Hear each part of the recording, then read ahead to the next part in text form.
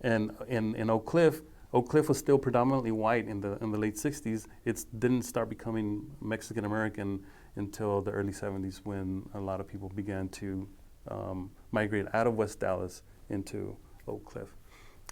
So there wasn't much happening in Oak Cliff, but most of it was West Dallas and East Dallas as well. And so out of these barrios in East Dallas and West Dallas, you get groups that were created by young people, Chicano groups. You had the Chicano Youth Association that came out of West Dallas, and these people they would show up to meetings that were being conducted by the city and by different offices of the government to disrupt, the typical radicalism that you would expect from these kinds of groups. They would show up with placards and with horns and disrupt the meeting, and they would call attention to the fact that someone just got killed by the police the night before or the week before.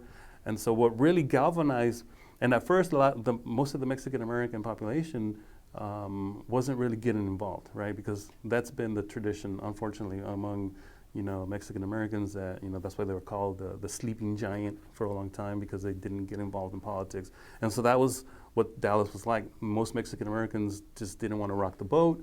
They just went with the flow.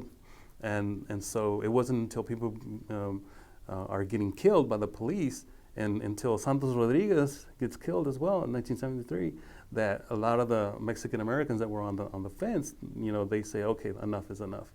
And so really it takes people getting killed, young kids at the age of 11 getting killed, for a lot of the people in the community to begin to really get fired up about making a change. And so what ends up happening is that there used to be some very restrictive codes as to who could join the police department, who could join the fire department. And so those eventually get changed.